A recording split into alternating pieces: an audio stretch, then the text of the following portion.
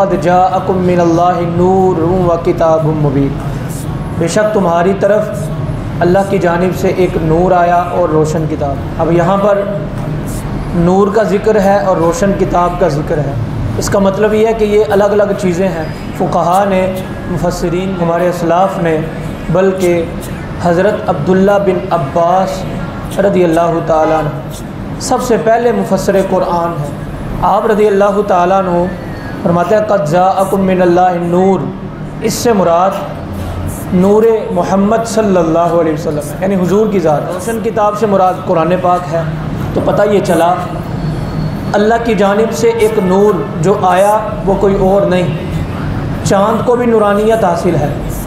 سورج بھی اپنی چمک دکھاتا ہے، ستارے بھی اپنی دھمک دکھاتے ہیں، کی روشنی رب کا پتہ بتاتی ہے، لیکن یہ ساری چیزیں مانند پڑ جاتی ہیں۔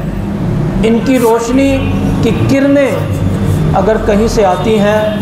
تو وہ نور محمدی صلی اللہ علیہ وسلم کی جانب سے آتی ہیں۔ حقیقت بات ہے،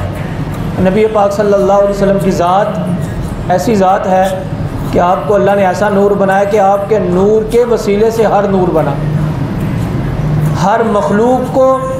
جو تخلیق ملی، جو بنی، وہ نبی پاک صلی اللہ علیہ وسلم کے صدقے ہے۔ حضور نے خود ارشاد فرمایا، حدیث پاک ہے جس کا خلاصہ یہ ہے کہ اللہ پاک نے مجھے اس وقت پیدا کر دیا تھا جب آدم پانی اور مٹی کے درمیان تھے، ابھی ابتدا بھی نہیں ہوئی تھی ان کی تخلیق کی، مٹی اور پانی کے درمیان تھے،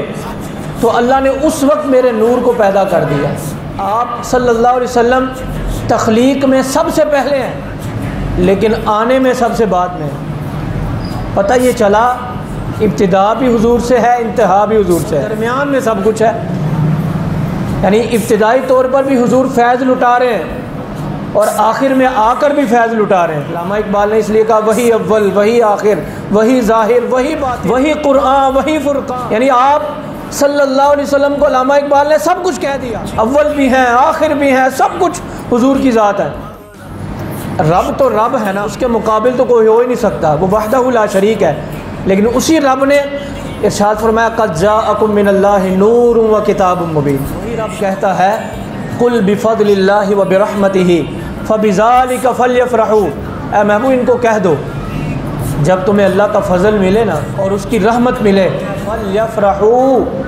خوب تم نے خوشیاں منانی ہے، چرچا کر۔ مجھے اللہ پاک نے جو نعمتیں عطا کی،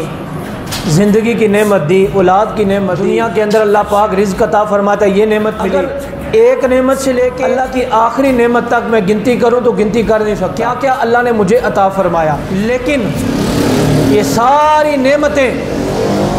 اگر کسی کے دم سے ہیں تو وہ رسول اللہ صلی اللہ علیہ وسلم کی وجہ سے ہیں، اور جس وجہ سے یہ نعمتیں ملی ہیں وہ نعمت آئی ہے، تو اس پر اگر میں خوشی کا اظہار کروں جائز طریقے سے تو اس پر کسی کو فتویٰ نہیں لگانا چاہیے، بلکہ خوش ہونا چاہیے کہ امت جو ہے وہ کسی اور کی آمد پر خوشی نہیں منا رہی، بلکہ آمد مصطفیٰ صلی اللہ علیہ وسلم پر خوشیاں منا رہی۔ یہ لائٹیں لگانا، یہ جھنڈیاں لگانا، یہ نعرے لگانا، وہ آمد مصطفیٰ کے حوالے سے نعرے ہوں، تاجدار ختم نبوت کے حوالے سے نعرے ہوں، وہ کھانا کھلا کے خوشی منانے کا اظہار ہو، مٹھائی بانٹ کے خوشی منانے کا اظہار ہو، گھر کے اندر اچھے کھانے بنا کر بچوں کو کھلا کر خوشی کا اظہار، جلوس نکال کر خوشی کا اظہار ہو، درود پاک پڑھ کر خوشی کا اظہار ہو، نمازیں پڑھ کر خوشی کا اظہار، امامہ باندھ کر پیارے نبی کی سنت کا اظہار کر کے خوشی کا اظہار ہو، جس نے داڑھی نہیں رکھی وہ داڑھی کا ارادہ کر کے پیارے نبی علیہ السلام کو تحفہ پیش کر کے خوشی کا اظہار، وہ کسی یتیم کے ساتھ بھلا کر کے قیامت مصطفیٰ صلی اللہ علیہ وسلم کے حوالے سے خوشی کا اظہار کر رہا ہے، وہ فقیروں کے ساتھ بھلا کر کے راستے کے اندر لوگوں کو پانی پلا کر، کھانا کھلا کے، مسکرا کر، یعنی اگر دیکھا جائے ہر لحاظ سے اگر خوشی کا اظہار کر رہا ہے، اس کے پیچھے ایک ہی ریزن ہے، ایک ہی وجہ ہے، اس سے پوچھا جائے پانی کیوں پلا رہے ہو، کھانا کیوں کھلا رہے ہو، یہ نعرے کیوں لگا رہے ہو، یہ تم خوشی کا اظہار کیوں کر رہے ہو، اس کے پیچھے ایک ہی جواب ہے، وہ اپنی زبان سے یہ کہتا ہے میرے نبی آ گئے، میرے نبی آ گئے، میرے رسول آ گئے، میرے والی آ گئے، میرے رہبر آ گئے، جس کی وجہ سے میں پیدا ہوا وہ آ گئے، جس کی وجہ سے اللہ نے عزت عطا فرمائی وہ آ گئے، جس کی وجہ سے اللہ پاک نے ہمیں پیدا کیا وہ آ گئے، جس کی وجہ سے اللہ جنت عطا فرمائے گا وہ آ گئے، جس کی کل قیامت میں شفاعت چلے گی وہ آ گئے۔ تو بندہ یہ کہتا ہے، یہ الفاظ کہتا ہے تو سمجھ لو ہر دنیا کی خوشی ایک طرف ہو، ہر دنیا کی نعمت ایک طرف ہو، اور آمد مصطفیٰ صلی اللہ علیہ وسلم کے حوالے سے بندہ خوشی مناتا ہے وہ ایک طرف ہو، وہ سب سے بلند و بالا، وہ سب سے اعلیٰ ہے۔ حقیقت بات ہے ہم تو خوشی کا اظہار کرنے کا حق ادا ہی نہیں کر رہے حضور کی آمد کا۔ یہ کیا، کھانا بنا کے ہم خود کھا لیتے ہیں، پانی بنا کر ہم خود پی لیتے ہیں، دوسروں کو پلا لیتے ہیں، مٹھائی منگوا کے خود کھا لیتے ہیں، دوسروں کو کھلا دیتے ہیں، ہم کہتے ہیں خوشی کا اظہار کر رہے ہیں۔ بھائی وہ وقت ابھی آیا ہی نہیں کہ ہم گردنیں کٹواتے تو پھر خوشی کا اظہار کرتے۔ صحابہ کرام علیہم رضوان نے بدر کے مقام پہ، احد کے مقام پہ، خندق پہ